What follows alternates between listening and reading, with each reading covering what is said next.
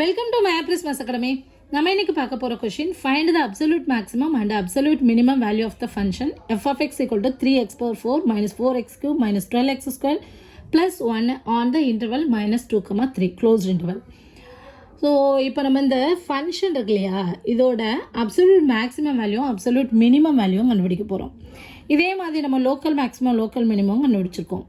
இந்த அப்சல்யூட் மேக்ஸிமம்க்கு இன்னொரு பேர் இருக்குது, குளோபல் மேக்ஸிமம். அப்சல்யூட் மினிமம் அப்படிங்கிறது குளோபல் மினிமம்னு சொல்லலாம். கொஷினில் அப்படியும் கேட்கலாம்.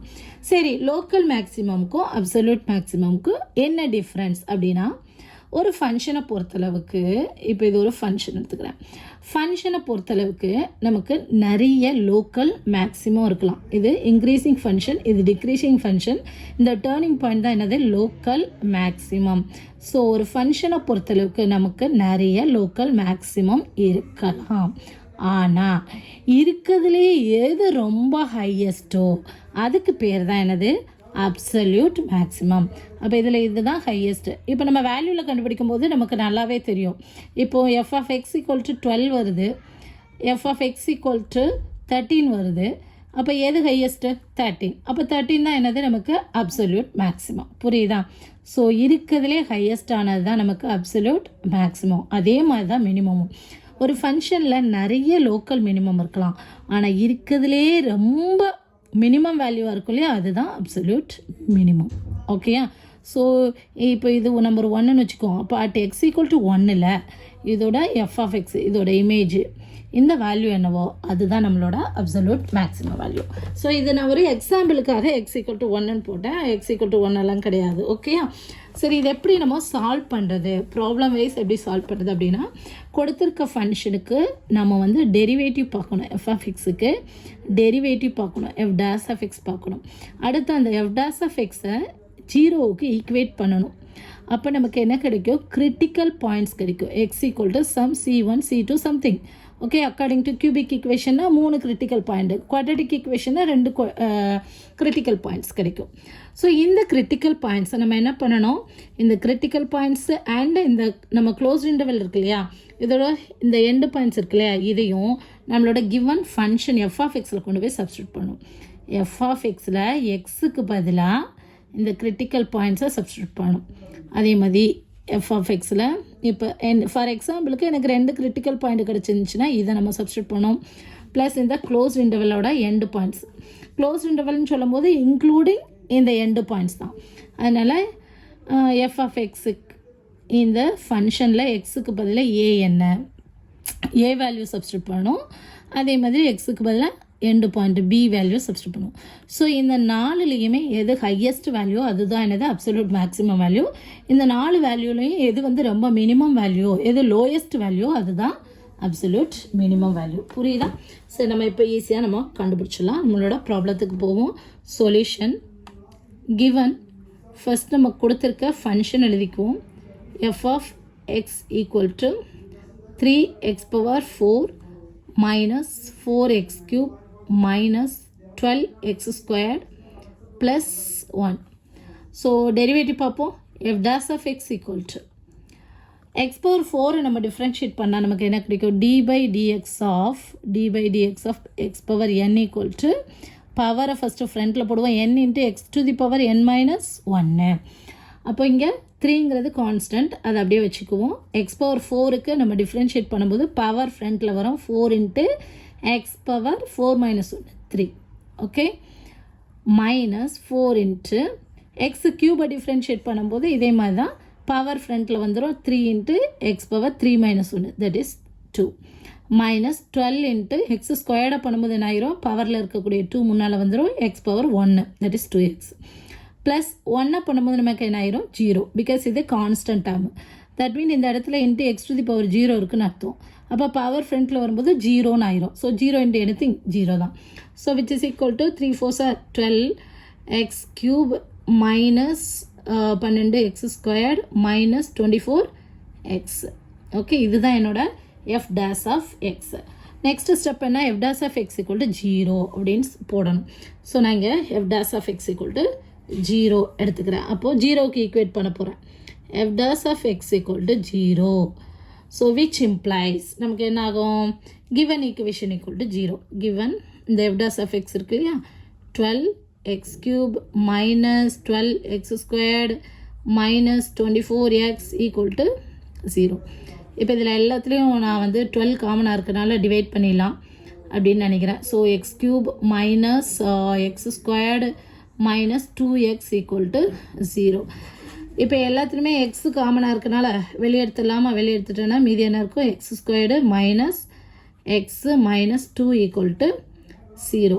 அப்போ விச் இம்ப்ளைஸ் நமக்கு என்ன கிடச்சிரும், either x equal to 0 or இந்த equation equal to 0. So either x equal to 0 அல்லது x squared minus x minus 2 equal to 0.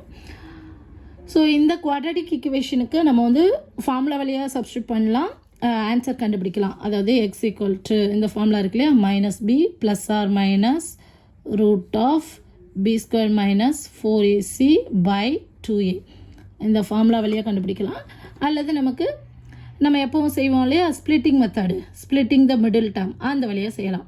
இப்போ எனக்கு மல்டிப்ளை பண்ணால் -2 வரணும். ஸோ இந்த எக்ஸ் ஸ்கொயர்டோட கோஎஃபிஷியண்ட்டையும் கான்ஸ்டன்ட் டேமையும் மல்டிப்ளை பண்ணிக்கோங்க. அப்போ இதை ரெண்டையும் மல்டிப்ளை பண்ணால் என்ன வரும், 1 × -2 அப்போ எனக்கு மல்டிப்ளை பண்ணால் -2 வரணும். அண்ட் தென் ஆட் பண்ணால் இங்கே இருக்கக்கூடிய இந்த எக்ஸோட கோஎஃபிஷியண்டான -1 வரணும். அப்போ எந்த நம்பர் எனக்கு பாசிபிள் அப்படின்னு பார்க்குறேன். ஸோ 1 × -2 போட்டேன் அப்படின்னா எனக்கு வந்து -1 கிடச்சிரும். ஓகே, ஸோ ஸ்ப்ளிட்டிங் த மிடில் டேர்ம் ரூல் உங்களுக்கு எல்லாருக்கும் தெரியும்னு நினைக்கிறேன். அதனால் அது வழியாக நம்ம எழுத போகிறோம். அப்போ எக்ஸ் ஸ்கொயர்ட் இந்த மைனஸ் எக்ஸை நம்ம எப்படி செப்பரேட் பண்ணலாம், plus X minus 2x. So plus X minus 2x என்ன ஆயிரும், மைனஸ் எக்ஸ்ன்னு ஆயிரும். -2 equal to 0. இப்போ இந்த ரெண்டுத்துலேருந்தும் எக்ஸை காமனாக எடுத்துரும். அப்போ மீதி என்ன இருக்குது, எக்ஸ் ப்ளஸ் 1 இருக்குது. அதே மாதிரி இந்த ரெண்டுலேருந்தும் -2 காமனாக எடுத்துறேன். அப்போ மீதி என்ன இருக்குது, எக்ஸ் ப்ளஸ் 1 இருக்குது ஈக்குவல் டு 0. ஸோ இங்கே இந்த ரெண்டு டேர்ம்லேயும் நமக்கு என்ன இருக்குது, எக்ஸ் ப்ளஸ் 1 காமனாக இருக்குது. ஸோ எக்ஸ் ப்ளஸ் 1 வெளியே எடுத்துட்டேன்னா மீதி என்ன இருக்குது, ஃபஸ்ட்டு டேர்மில் எக்ஸ் இருக்குது, இங்கே -2 இருக்குது equal to 0. Which implies X plus 1 equal to 0 and X minus 2 equal to 0. அப்போது எக்ஸ் இஸ் ஈக்குவல் டு நமக்கு -1 கிடைக்கும் and X is equal to -2 கிடைக்கும். ஓகேயா, அப்போ நமக்கு கிரிட்டிக்கல் பாயிண்ட்ஸ் என்னெல்லாம் கிடச்சிருக்கு, எக்ஸ் ஈக்குவல் டு 0 கிடச்சிருக்கு, எக்ஸ் ஈக்குவல் டு -1 கிடச்சிருக்கு, எக்ஸ் ஈக்குவல் டு -2 கிடச்சிருக்கு. 3 கிரிட்டிக்கல் பாயிண்ட்ஸ் கிடச்சிருக்கு. ஸோ இந்த 3 கிரிட்டிக்கல் பாயிண்ட் அண்ட் இந்த எண்டு பாயிண்ட்ஸ் -2, 3 இது எல்லாத்தையும் கொண்டு போய் நம்மளோட கிவன் எஃப் ஆஃப் எக்ஸில் சப்ஸ்டியூட் பண்ண போகிறோம். இப்போ நான் வந்து ஒரு நம்பர் லைன் எடுத்துக்கிறேன். எனக்கு என்னென்ன பாயிண்ட்ஸ் கிடச்சிருக்குன்னு பார்க்குறேன். 0 கிடச்சிருக்கு, -1 -2 கிடச்சிருக்கு. Sorry, x plus 1 equal to 0 அப்படின்னா x equal to -1, x minus 2 equal to 0னா எக்ஸ் ஈக்குவல் டு +2 இல்லையா. அப்போ எக்ஸ் ஈக்குவல் டு +2. அப்போ -1 கிடச்சிருக்கு அண்டு +2 கிடச்சிருக்கு. இங்கே அதே மாதிரி நம்ம கிவன் பாயிண்டில் -2 இருக்குது, அடுத்ததாக +3 இருக்குது.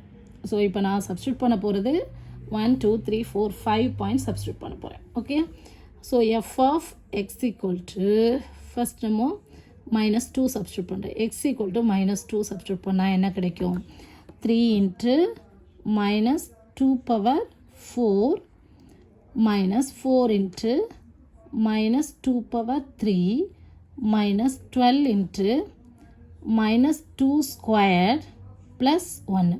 இப்போ இதை சிம்பிளிஃபை பண்ணி பாருங்கள் ஆன்சர் என்ன வருதுன்னு. 3 × ஸோ -4ன்னு சொல்லும்போது நமக்கு ஆப்வியஸாக பாசிட்டிவ் ஆயிரும். 2 2s are 4, 4 4s are 16, -4 × 4 2s are 8, so -8, -12 × +4, so -12 +4 +1. இது அப்படியே நம்ம சிம்பிளிஃபை பண்ணுங்கள். சிம்பிளிஃபை பண்ணிங்க அப்படின்னா ஆன்சர் என்ன கிடைக்குதுன்னா 3 × 16 48 தான், 12 × 4 48 தான். ஸோ ப்ளஸ்ஸும் மைனஸும் கேன்சல் ஆகிடுது. இங்கே -4 × ப்ளஸ்ஸு +32 +1, ஸோ 33ன்னு கிடைக்குது. ஓகே, ஸோ பொறுமையாக சால்வ் பண்ணி பாருங்கள். F of x equal to அதே மாதிரி எக்ஸுக்கு பதிலாக நான் என்ன சப்ஸ்டியூட் பண்ண போகிறேன், -1 சப்ஸ்டியூட் பண்ண போகிறேன். இந்த மாதிரி ஆர்டராக தான் சப்ஸ்டியூட் பண்ணணுமா அப்படின்னு கேட்டிங்கன்னா அப்படியெல்லாம் இல்லை. உங்களுக்கு என்ன கிரிட்டிக்கல் பாயிண்ட் கிடைச்சதோ அதுக்கு எல்லாத்தையும் வேல்யூ கண்டுபிடிங்க, எண்டு பாயிண்ட்டுக்கு வேல்யூ கண்டுபிடிங்க. எது வந்து ஹையஸ்ட் வேல்யூ அதோட ஆன்சரை போடுங்க, எது லோயஸ்ட் வேல்யூ அது வந்து மினிமம் வேல்யூ. ஓகேயா, ஸோ இப்போ X equal to minus 1 substitute பண்ணால் என்ன ஆன்சர் வருது அப்படின்னா 3 into minus 1 to the power 4 minus 4 into minus 1 to the power 3 minus 12 into minus 1 to the power 2 plus 1. இதை சிம்பிளிஃபை பண்ணால் எனக்கு என்ன ஆன்சர் வருதுன்னா டைரெக்டாக ஆன்சர் எழுதுறேன் -4ன்னு கிடைக்குது. அடுத்ததான் f of x equal to 0. So 0 கொண்டு நான் சப்ஸ்டியூட் பண்ணும்போது எனக்கு என்ன ஆயிரும், இங்கே 0 ஆயிரும், இங்கே 0 ஆயிரும், 0 ஆயிரும், கடைசியில் 1 மட்டும் கிடைக்கும். ஓகே, அடுத்ததான் f of x equal to 2 substitute பண்ணுறோம். ஸோ 2 சப்ஸ்டியூட் பண்ணும்போது என்ன ஆகுது, which is equal to 3 into 2 to the power 4 minus 4 into 2 cube minus 12 into 2 squared plus 1. இப்போ இதோட வேல்யூஸ் எல்லாம் நீங்கள் கண்டுபிடிங்க. x equal to 2 சப்ஸ்டியூட் பண்ணி ஆன்சர் எனக்கு ஃபைனல் ஆன்சர் என்ன வருதுன்னு டேரெக்டாக எழுதுறேன் -31ன்னு கிடைக்குது. ஓகே, அடுத்ததான் f of xல எக்ஸுக்கு பதில் என்ன சப்ஸ்டியூட் பண்ண போகிறோன்னா 3 சப்ஸ்டியூட் பண்ண போகிறோம், which is equal to 3 into 3 to the power 4 minus 4 into 3 to the power 3 minus 12 into 3 power 2 plus 1. இதையும் சிம்பிளிஃபை பண்ணுங்கள். சிம்பிளிஃபை பண்ண ஆன்சர் என்ன கிடைக்குது அப்படின்னா 28 கிடைக்குது. ஸோ என்னோடய ஆன்சர் கரெக்ட் தானா அப்படின்னு சொல்லிட்டு செக் பண்ணிக்கோங்க. சரியா, இப்போ எனக்கு என்னெல்லாம் ஆன்சர் கிடச்சிருக்கு அந்த ஆன்சரை மட்டும் பாருங்கள். 33 கிடச்சிருக்கு, -4 கிடச்சிருக்கு, 1 கிடச்சிருக்கு, -31 கிடச்சிருக்கு, 28 கிடச்சிருக்கு. இதில் எது ஹையஸ்ட் வேல்யூ? 33. அப்போது என்னோடய அப்சல்யூட் மேக்ஸிமம் வேல்யூ என்ன அப்படின்னா இதுதான் அப்சல்யூட் மேக்ஸிமம் வேல்யூ. ஓகேயா, அடுத்ததாக எது வந்து ரொம்ப லோயஸ்ட்டு? -31. இதுதான் என்னோட அப்சல்யூட் மினிமம் வேல்யூ. ஃபைனலாக நம்ம எடுத்து எழுதிடலாம். Absolute maximum value equal to 33 and absolute minimum value equal to -31. புரியுதா? ஸோ இந்த ப்ராப்ளம் நம்ம செய்கிறது ரொம்பவே simple. First derivative f dash of x பார்க்கணும். அடுத்து f dash of x equal to 0 substitute பண்ணி ஈக்குவேஷனை சால்வ் பண்ணும்போது கிரிட்டிக்கல் பாயிண்ட் கிடைக்கும். ஸோ அந்த கிரிட்டிக்கல் பாயிண்ட்ஸ் எல்லாத்தையும் நம்ம f of xல சப்ஸ்டியூட் பண்ணணும். அண்ட் தென் நம்மளோட கிவன் இன்டர்வலில் இருக்கக்கூடிய எண்டு பாயிண்ட்ஸையும் f of xல சப்ஸ்டியூட் பண்ணணும். எது மேக்ஸிமம் வேல்யூ அது அப்சல்யூட் மேக்ஸிமம் வேல்யூ, எது மினிமம் வேல்யூ அது அப்சல்யூட் மினிமம் வேல்யூ. ஓகே, இந்த வீடியோ உங்களுக்கு புரிஞ்சதுன்னா நீங்கள் மயா பிளஸ் மேத்ஸ் அகாடமியை சப்ஸ்கிரைப் பண்ணுங்கள். கணிதத்தை புரிந்து படிப்போம். Thank you. For more videos like, share and subscribe to Maya plus maths academy.